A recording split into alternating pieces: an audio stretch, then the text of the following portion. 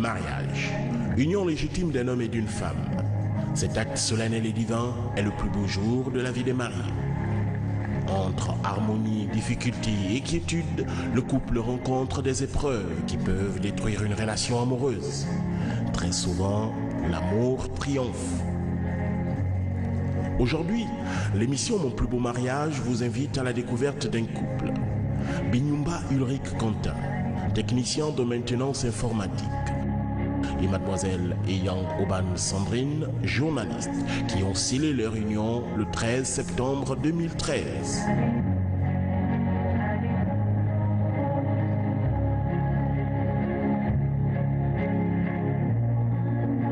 Parlez-nous de votre rencontre. Notre rencontre s'est faite au cours d'un voyage pendant les vacances. J'ai eu une permission.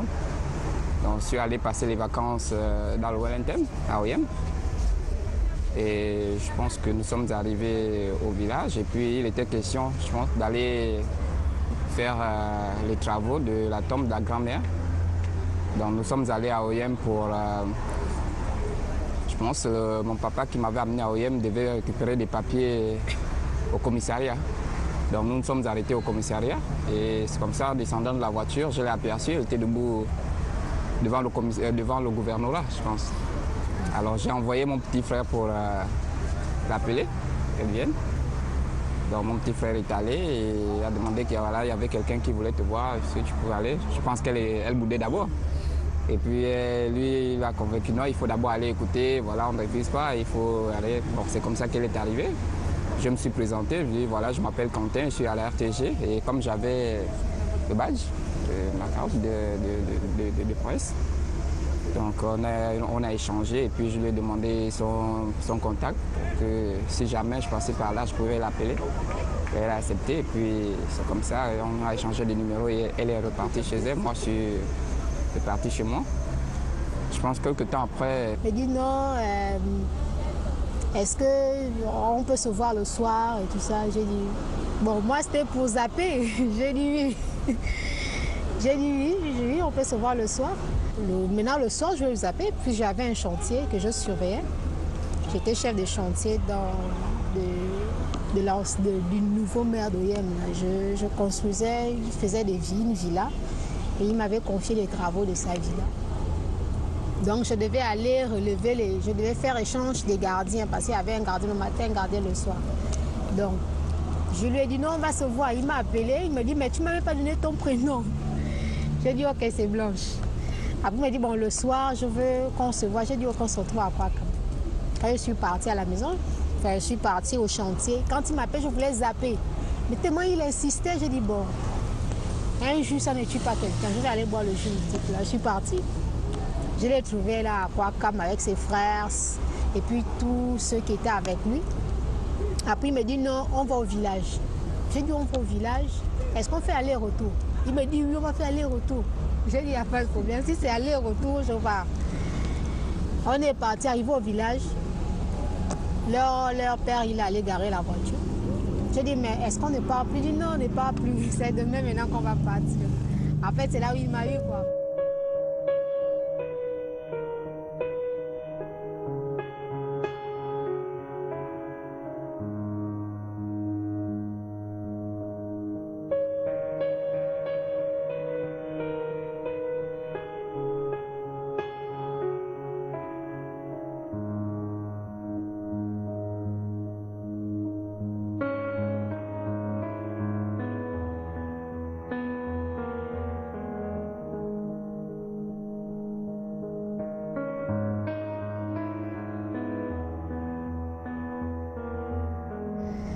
Après, maintenant, je suis revenue à Oyem. Quelques jours, une semaine ou 2 semaines après, il est revenu à ma recherche. En fait, ce qui m'a marqué, je me suis dit, ah, le gars là, il revient à Oyem pour me chercher. J'en ai parlé à ma copine, elle m'a dit, non, il faut faire du sérieux. J'ai dit, bon, je vais essayer de voir parce que les hommes en ce moment-là, c'est plus, ils ne sont pas comme ça. Jusqu'à ce qu'on s'est encore rencontrés, on est reparti au village et puis la relation a commencé après, je crois, 3 semaines ou 1 mois après, c'est là où il m'appelle, il me dit, est-ce que tu peux venir vivre avec moi à Libreville? J'ai dit, vivre comment? Il dit, non, vivre ensemble. J'ai demandé à maman, ma mère a accepté. J'ai demandé à mon père, et mon père m'a dit, tu peux partir seulement si ça ne va pas, tu rejoins le bercail. Tu reviens, tu n'es pas obligé de rester parce que tu nous as dit que ça va aller. Mais si ça ne va pas, dès qu'il te fait un truc, tu reviens à la maison, moi-même je vais t'accepter. J'ai dit, il n'y a pas de problème. Je suis venue rester avec lui. Et ça a continué. 3 ans plus tard, on s'est mariés. En fait, la connaissance de Blanche s'est passée vraiment de façon, si je peux dire, spontanée, parce que Quentin avait d'abord quelqu'un d'autre et puis ils se sont séparés. Et voilà comment une maman collègue à nous amène Quentin à OIM. Et puis on est surpris, c'est la maman qui nous dit non, Quentin a fait la rencontre d'une fille, voilà. Au bout de 2 semaines, Quentin nous présente une fille, Blanche, qui a déjà décidé de quitter toute sa famille, de tout laisser derrière elle à OIM, de vivre à Libreville avec Quentin. Donc on était vraiment stupéfaits, étonnés, parce qu'on se posait la question, mon Dieu, à peine rencontrés, vous êtes prêts à vous mettre ensemble. Et puis Blanche nous a surprises parce qu'elle a démontré vraiment qu'elle aimait Quentin, de par son comportement. Elle s'est directement installée avec lui. Elle a commencé à suivre presque tous les conseils qu'on lui donnait, comment faire pour être avec Quentin. Et puis hop, la relation est partie.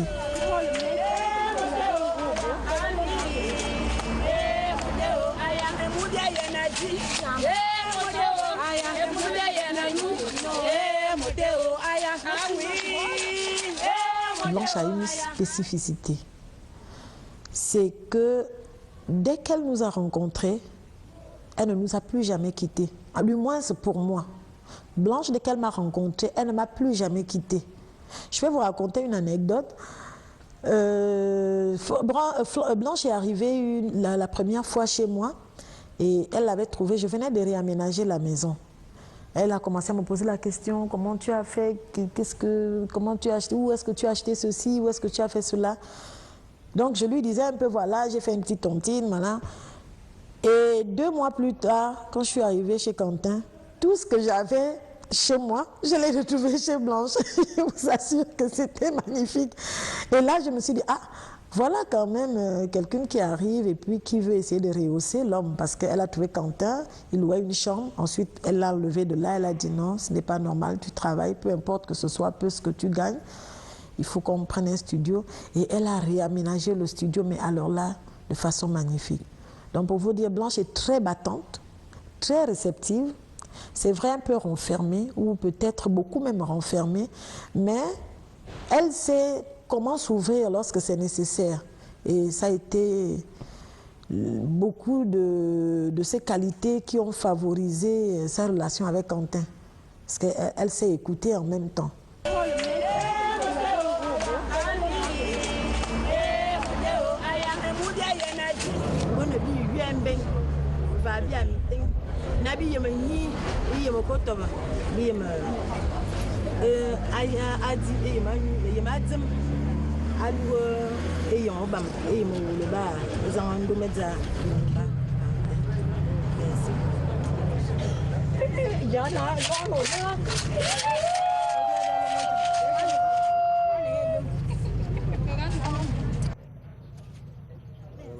Comment s'est faite la demande en mariage? En fait, c'était pas quelque chose de... C'était pas quelque chose... Comment on peut dire ça? Qu'on voit l'anneau... non. C'était juste, je pense, quelque chose d'instinctif. C'est venu comme ça parce que le temps qu'on a été ensemble avant le mariage, on avait des invitations, on assistait au mariage des uns et des autres, des amis à gauche, à droite, coutumiers comme l'état civil. Et puis, un matin comme ça, je suis là en train de... Je l'aide souvent à faire le ménage. Je lavais le linge, je pense bien. Puis je dis, mais tiens, si on peut faire les présentations, c'est quand même un premier pas. Et puis je l'appelle, je dis, bon, mais Blanche, est-ce qu'on peut faire les présentations? Puis il me dit, bon, les présentations, il me dit, bon, ok, il n'y a pas de problème. C'est un bon début, tu commences par les fiançailles et puis on verra s'il commence à... Parce que lui, il était allergique au mot mariage. Dès que je prononçais ce mot-là, il s'emportait. Je me suis dit, bon, quand il va décider lui-même de le faire, il va le faire. Donc quand il m'a parlé de présentation, je me suis dit, bon, c'est un début. Ça veut dire qu'il a commencé le pas. Après, le matin, quand il est parti au travail, quand il revient, il me dit, non, et si on faisait la couture? Je dis, ah, je suis toujours d'accord. Si c'est les fiançailles ou la coutume, c'est à toi de voir. Il dit, ok, j'ai dit, bon, on va faire donc la coutume. Un jour, 2 jours après, je dis, bon, mais si on faisait tout à la fois? La mairie et puis la coutume. Au fond, je n'étais pas trop sûre parce que peut-être qu'il blaguait. Puis... Mais j'ai commencé à prendre conscience quand il a appelé sa mère pour lui dire, maman, Blanche et moi, on a décidé de se marier. J'ai vu un petit sourire. Et puis je faisais semblant comme si je n'étais pas contente. Après, quand je suis sortie, là, j'étais contente. Il dit, ouais, enfin, je vais me marier. Après, j'étais là, j'ai appelé mes parents. J'ai dit à mes parents, voilà, je me marie. Nous venons ici, effectivement, parce que quelque part, dans les sorties, les rencontres que nous faisons, nous avons dû faire une rencontre, si vous voulez bien. Alors, cette rencontre nous amène à venir vous voir. Parce que même si, ou même quand vous sortez, vous êtes dehors quelque part, chez les autres, vous admirez une poule ou un cabri, vous devez chercher son propriétaire. Raison pour laquelle, en faisant cette rencontre, en faisant cette admiration, je viens vers vous pour vous dire ce pourquoi je suis venu. J'ai admiré et cette admiration m'amène dans votre maison. C'est pourquoi. Quand je viens, c'est pour chercher à épouser dans votre maison. Pourquoi et pour qui je viens? Je viens pour ce que j'ai admiré. J'ai admiré mademoiselle Eyam Obam Sandrine Blanche. Elle est de la tribu Essamkwas aussi, du village Essamkwas. M'indiquant ses chevaux, voilà pourquoi je viens vers vous. Et pour cela, je vais déposer quelque chose pour la circonstance.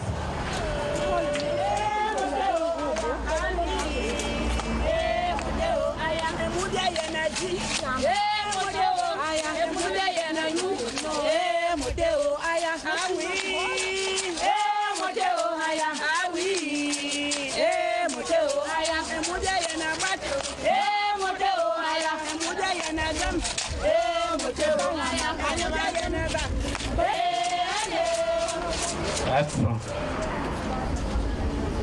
$500,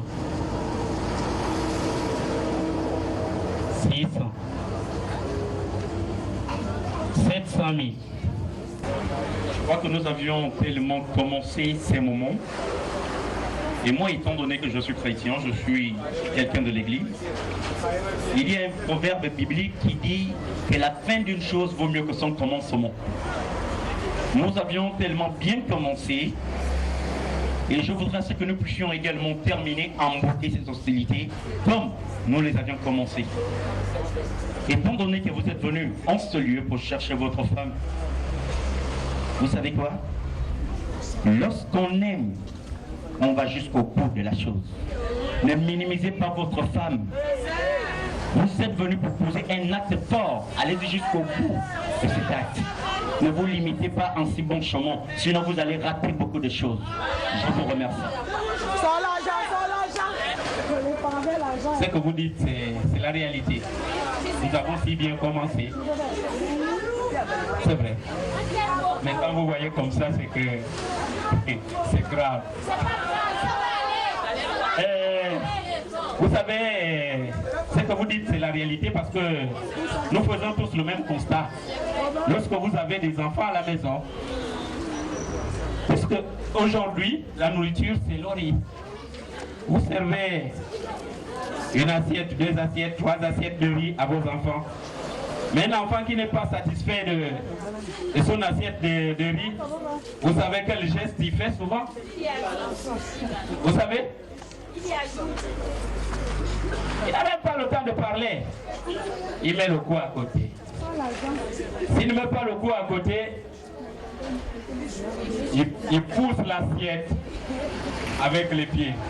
Et là, vous vous rendez compte que l'enfant n'est pas satisfait. Et là, nous dirons aussi que ce qui appartient à autrui, lorsque vous allez chercher, vous devez frapper. C'est vrai. Voilà. J'ajoute encore.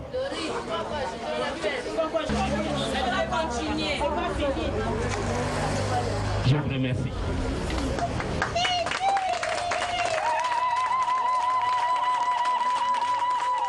Comment avez-vous organisé tout cela et quelles difficultés avez-vous rencontrées?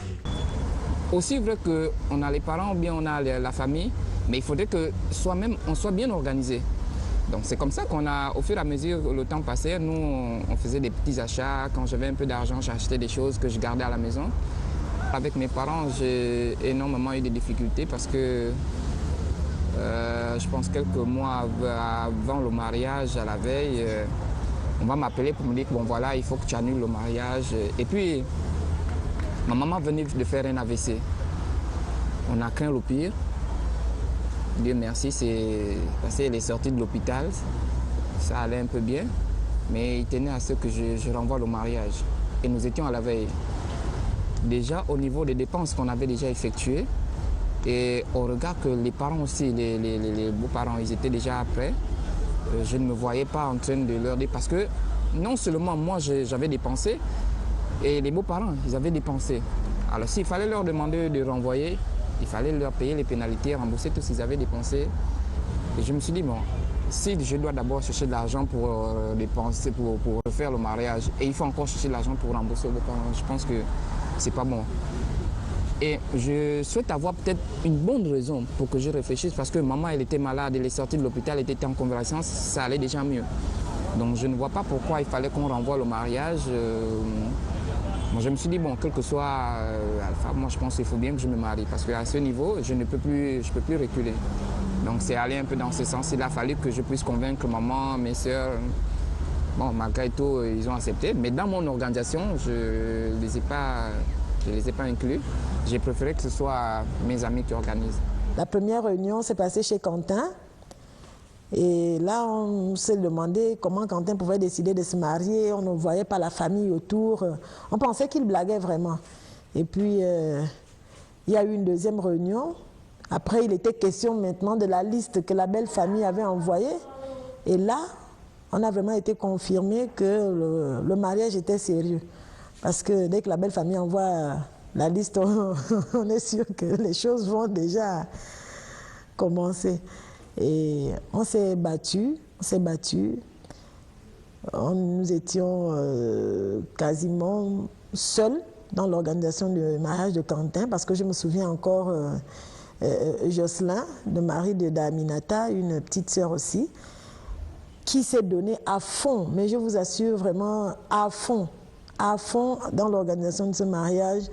Notre père, monsieur Ndomanene Jean-René, qui lui également vraiment a pris à bras le corps l'affaire, se faisant passer pour le paternel de Quentin. Et monsieur et madame Baha, qui étaient le parrain de ce mariage, qui se sont mouillés. Vraiment, ils se sont mouillés, ils ont mouillé le maillot.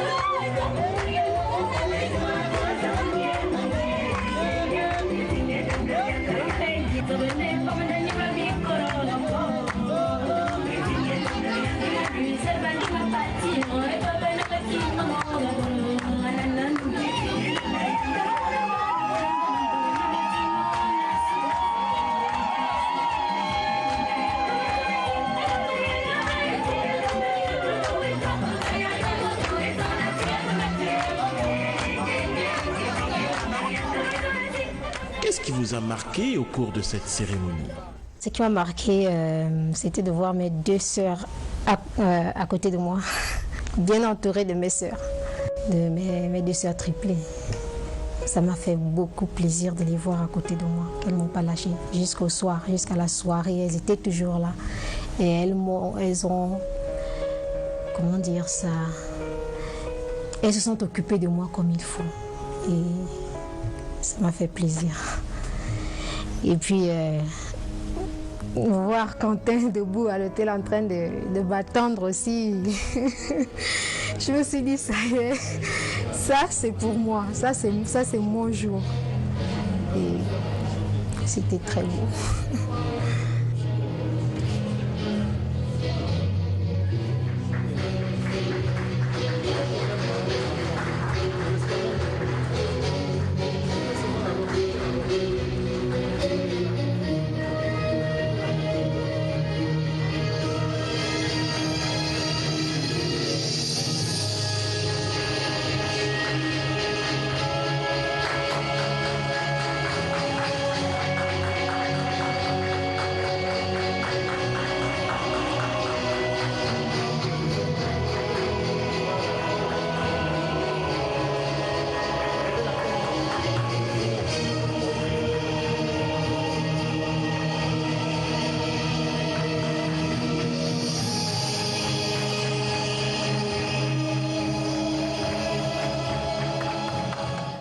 Monsieur Lingba Yorick Quentin, voulez-vous prendre pour épouse légitime, pour le meilleur et pour le pire, mademoiselle Yonba Sandrine, ici présente? Oui, monsieur le maire, je le veux.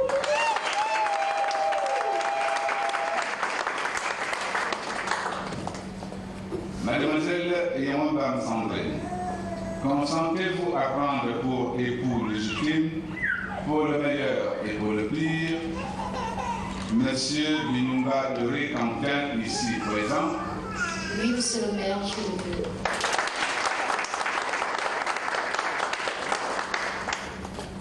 Au nom de la loi, je déclare monsieur Binumba Yorick Quentin et mademoiselle Yonba Sandrine unis par le lien de mariage.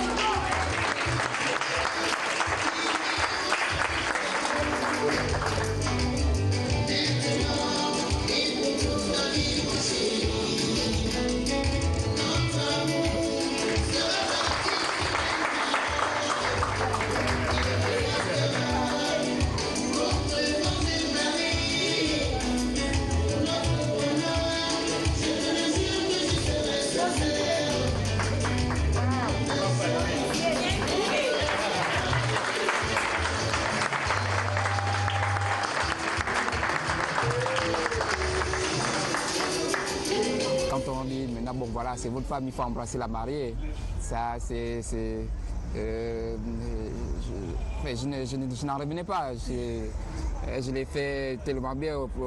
Le maire a dit, bon, il vous reste que je vous mette un lit seulement. Et puis...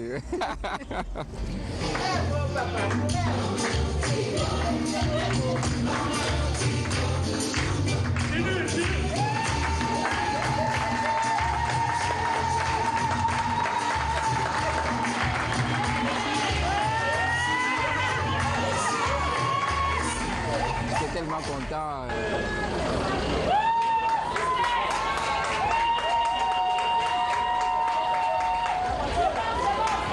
Une petite anecdote, je suis celui qui l'a offert les motards lors de son mariage. Elle me l'a exprimé, je dis bon écoute, je prends ça comme ma participation, mariage civil. Et puis jusqu'à parce que le mariage s'est passé entre 13h15, 14h et jusqu'à 30 minutes avant le début de la cérémonie. Avant le début de la cérémonie, les motards n'étaient pas encore là et bon, moi aussi, je n'étais pas encore sur place au niveau de l'hôtel de ville. Elle ne faisait que m'appeler.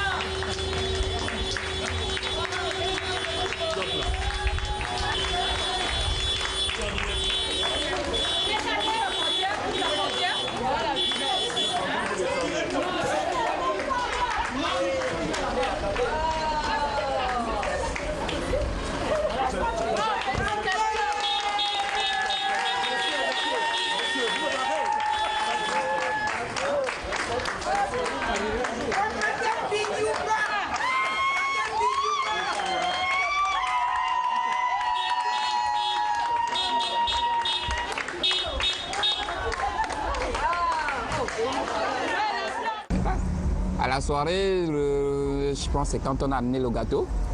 Ça, c'est un moment vraiment qui m'a beaucoup marqué à la soirée. Ce qui m'a plus marqué, c'était, disons, la chanson qu'ils ont choisie quand le gâteau est arrivé.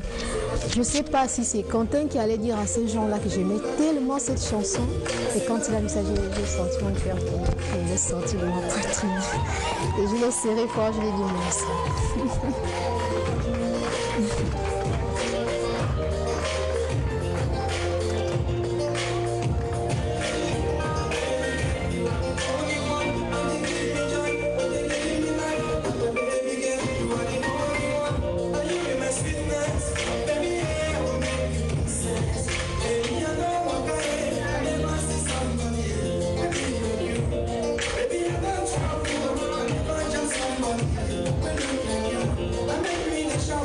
You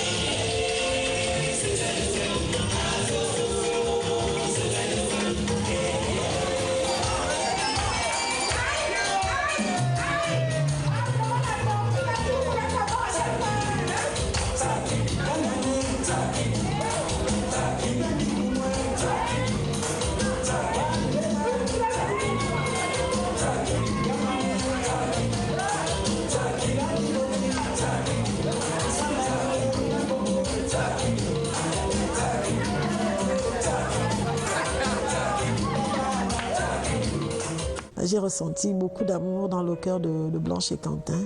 Vraiment un jeune couple qui partageait le même amour, hein, l'un pour l'autre. C'était vraiment magique.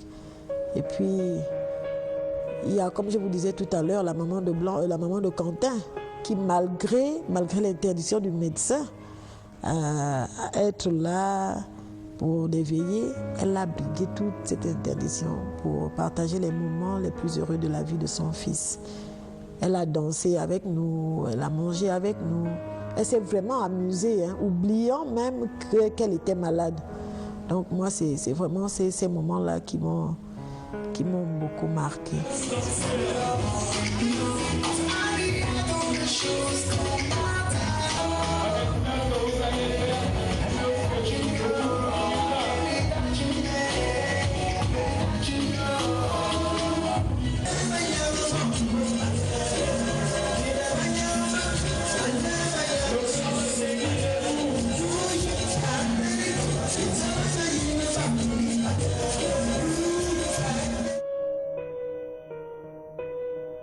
Au regard de tout cela, quelles leçons en tirez-vous et qui pourraient profiter aux futurs mariés?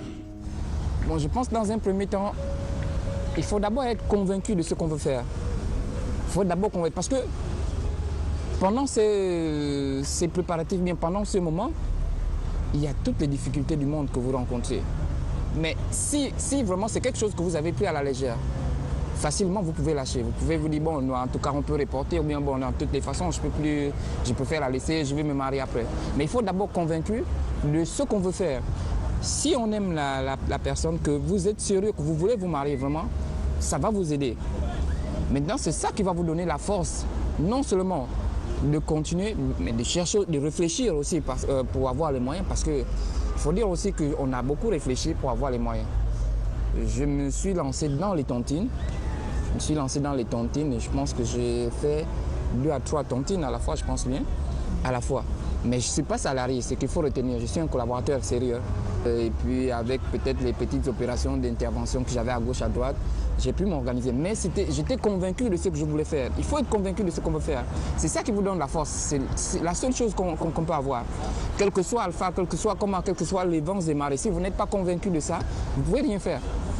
Parce qu'on va vous dire tout, vous allez tout entendre. On va vous convaincre. Vraiment, on va vous convaincre de façon à ce que vous arrêtez. Mais si vous n'êtes pas convaincu que quel que soit comment, c'est ça que moi j'ai choisi et c'est ça que je vais faire, vous n'allez pas réussir. C'est ça vraiment la leçon qu'il faut tirer.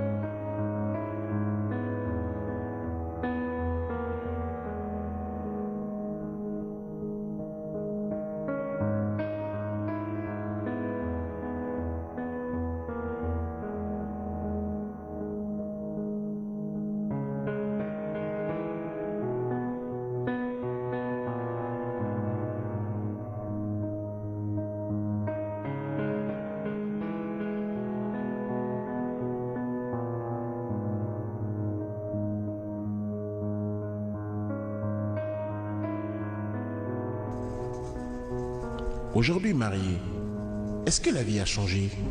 Je pense dans beaucoup de choses. Il y a que dans cette façon qu'on a d'être maintenant, c'est plus pareil comme avant. Aujourd'hui, on est plus conscient, on a cette façon de prendre la responsabilité de l'autre sur soi. Mais avant, ce n'était pas le cas. Et puis la maison, on s'organise d'une autre manière, la façon de voir notre environnement n'est plus la même. Avant, il y avait des choses qu'on n'avait pas. Aujourd'hui, il y a des choses qu'on a envie d'avoir. Quand on regarde la maison, on se dit non, tiens, nous sommes un couple, il faut qu'on ait ça, il faut qu'on ait ça. Il y a cette façon, il y a cette vision qui a changé. On n'a plus la même vision quand on était célibataire, quand on était en concubinage, quand on était des amis simples, quand on est marié femme. On n'a plus cette façon de voir les choses. Les choses ont changé, ça a évolué. On ne vit plus de la même façon. Il y a cette façon de sécurité qu'on a envie d'avoir. J'ai quelqu'un à la maison, s'il arrive quelque chose, je fais comment, où est-ce que je vais pas quand je sors le matin, quand je rentre le soir. Il y a cette façon, on se pose des questions. Aujourd'hui, on n'est plus responsable qu'auparavant. Quentin a beaucoup changé. Ça, vraiment, je peux vous le dire sans hésiter. Quentin est un autre homme. Je vais me permettre de le dire parce que je connais ce frère à moi qui tirait presque sur tout ce qui bouge. Mais alors là, sans hésiter. Mais Quentin, après le mariage, je vous assure qu'aujourd'hui, de toutes les conversations que Quentin et moi tenons, c'est Blanche. Toutes les conversations, je vous dis bien, ne tournent qu'autour de Blanche. Ce qu'il voudrait pour Blanche après, ce qu'il voudrait pour Blanche maintenant, ce qu'il voudrait que Blanche ait à la maison, voilà comment qu'il voudrait que Blanche soit. Essayer de parler à Blanche, peut-être qu'elle pense que je la trompe, mais vraiment je ne la trompe plus, voilà. Donc Quentin a complètement changé, même sur son aspect physique, hein, ça se ressent aujourd'hui. Quentin... il met les vêtements et là tu sais qu'il y a la main de la femme qui est passée dessus, quoi. Ce n'est plus le Quentin qui se réveillait lui-même le matin, qui courait après le boulot, il fallait repasser sa chemise et autres. Donc c'est vraiment ça, il a beaucoup changé. Il a beaucoup changé. Et d'ailleurs il est beaucoup plus gai parce que je vous disais qu'il est très égocentrique. Et désormais il est beaucoup plus gai. La vie d'avant, c'est plus... il y a eu beaucoup de choses qui ont changé. Comme par exemple, je ne peux plus me déplacer sans demander la permission parce qu'avant, je pouvais aller où je voulais. S'ils parlent, je dis, est-ce que mes parents ont déjà mangé? Ça, c'est toujours la question qu'on pose. Mes parents ont mangé quoi? Pour me demander de ne pas aller là-bas. Et même pour aller voir mes parents à OIM, il faut d'abord que je demande la permission, ce que je ne faisais pas parce qu'à un moment, je faisais, quand on se marie, un week-end, je dis, moi, je ne veux pas voir mes parents. Et ils ne boudaient pas. Et en ce moment-là, il commence à trop à bouder parce que peut-être, je me dis, j'appartiens déjà à une autre personne. Et ça a changé. Même quand je suis au travail, le mariage, c'est une bonne chose. En fait, ça te stabilise. Quand on n'est pas marié, on se sent, on ne se sent pas responsable, on n'est pas trop respecté dans la société. Quels conseils pouvez-vous apporter aux nombreuses personnes qui, pour des raisons diverses, n'osent pas franchir le cap? Bon, mais moi je pense que ça part du fait d'abord de ce qu'on veut. Quand on est conscient de sa vie, parce que garder une femme pendant des années, ben, ça dépend. Qu'est-ce que la personne ressent en gardant la personne comme ça? Moi, je pense que le mieux, si vous ne voulez pas épouser la pauvre fille, c'est de la laisser partir. Mais le conseil que je peux donner, c'est que si vraiment celle qui est avec vous, vous pensez que c'est l'élu de votre cœur, je ne vois pas pourquoi vous allez la garder là jusqu'à si vous vraiment vous pensez que c'est celle-là que vous aimez. Autant aller la marier et puis faire les choses sérieusement. Ben, c'est le seul conseil que je peux donner aux gens. C'est comme un collègue qui nous avait raconté, quelqu'un qui vivait avec sa femme depuis 20 ans. Et quand on lui demande, mais tu ne cherches plus à épouser ta femme, même aller faire les présentations, il dit non, je l'étudie encore, après 20 ans. En fait, je me dis, ce raisonnement, c'est pas une bonne chose. La femme n'est pas un livre qu'on doit étudier, c'est pas une leçon qu'on a donnée à l'école. Il faut d'abord étudier la leçon avant d'aller réciter. Non. Déjà 1 an, 2 ans, en 1 an, on peut déjà connaître la femme avec qui on vit. Et on peut déjà prendre une décision. Parce que attendre 2, 3, 4 ans, la femme, c'est pas comme un homme. La femme, elle a, comment on appelle ça, une durée de vie, on peut dire ça. Parce qu'il y a des moments, bon, un homme, lui, il peut vivre, il peut continuer sa vie amoureuse jusqu'à 60 ans, 70 ans même, il y en a qui épousent encore, qui cherchent encore les femmes à 70 ans. Mais une femme à partir de 40 ans, 45 ans, tu commences déjà à te dire, ah, c'est fini. Donc, attendre. Tu prends une femme à 16 ans, tu attends qu'elle ait 35, 40 ans pour dire après que non, je l'étudie encore. Moi, je trouve que c'est pas sérieux. Le mieux, c'est que quand tu rencontres une femme, tu fais 1 an avec elle ou trop.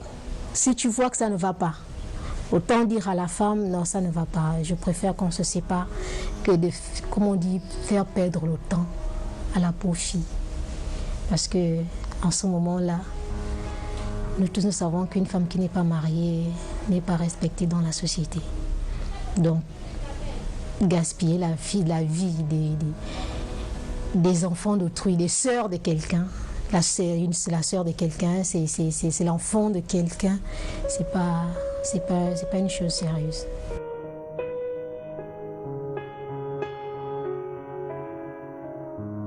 Quand une fille est jeune, quand tu es encore adolescente, les hommes te suivent, tu fais des hommes ce que tu veux. Si tu suis cette étape-là, si tu suis, comment dire ça, ce mode de vie où tu peux faire des hommes ce que tu veux, le temps va passer, tu ne vas pas te rendre compte. Tu vas atteindre 35 ans comme ça, c'est après quand tu te rends compte que les gens ne te regardent plus parce que tu n'es plus belle, tu n'es plus pomponnante comme on le dit. Tu te rends compte que la vie est passée. C'est là où tu cherches maintenant à te dire, bon, n'importe quel homme qui viendra me dire, épouse-moi, même si c'est un vilain, même si c'est un pauvre, je vais dire l'essentiel c'est que je sois mariée. Enfin, je me dis que c'est la vie du passé qui, si tu suis cette vie-là, tu ne pourras pas te marier. Donc il est mieux de penser d'abord à se stabiliser et vivre sa vie en tant que responsable. Au lieu d'aller d'homme en homme juste parce que tu es belle, ils te donnent de l'argent, ils te disent des discours sucrés qui ne comblent plus de nos jours. Mais il y en a qui suivent encore ces discours sucrés.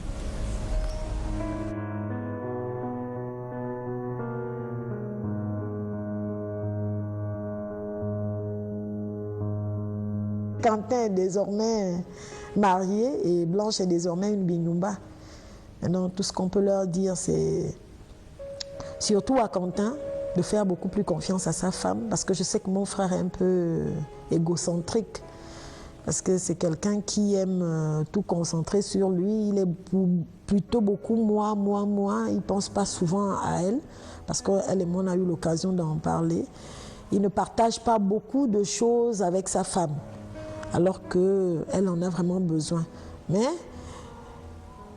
il essaye vraiment de s'améliorer, mais il faut qu'il vraiment s'améliore. Il faut qu'il s'améliore, il faut qu'il partage désormais tout avec sa femme. Lorsqu'on est marié, on se dit c'est pour le meilleur, pour le pire, c'est pour la vie surtout.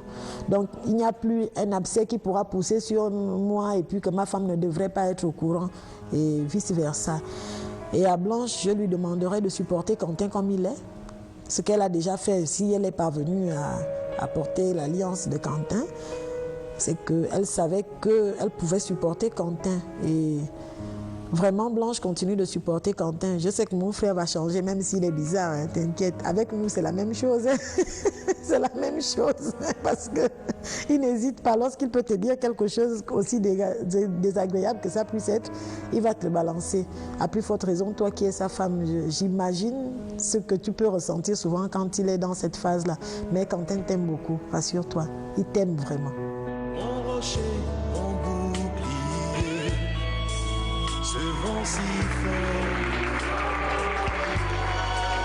me donne des peines à avancer. Je sais qu'en toi je suis inébranlable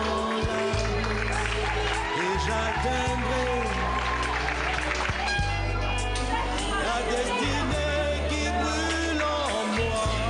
Je sais que par toi je triompherai, j'atteindrai mes objectifs. Oui, par toi j'aurai la victoire, quelles que soient les oppositions.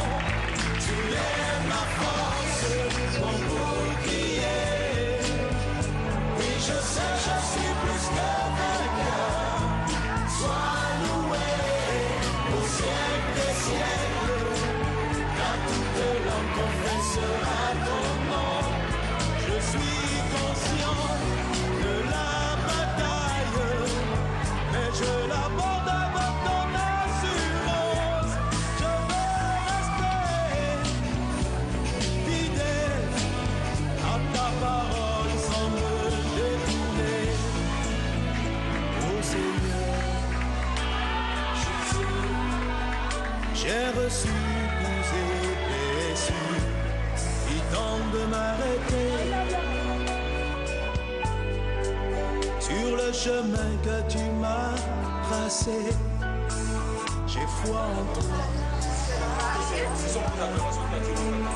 En ta force, ta capacité à me garder. Oui, tu es mon assurance. Je sais que par toi, je triompherai. J'atteindrai mes objectifs. Oui, par toi, j'aurai la victoire. Quelles que soient les oppositions, tu es ma force, mon bouclier. Oui, je sais, je suis plus que vainqueur. Sois loué au ciel des siècles, car toute langue confessera ton nom. Comme le disait Pierre Corneille, l'amour est un tyran qui n'épargne personne. Alors, à bientôt avec un autre couple dans Mon plus beau mariage.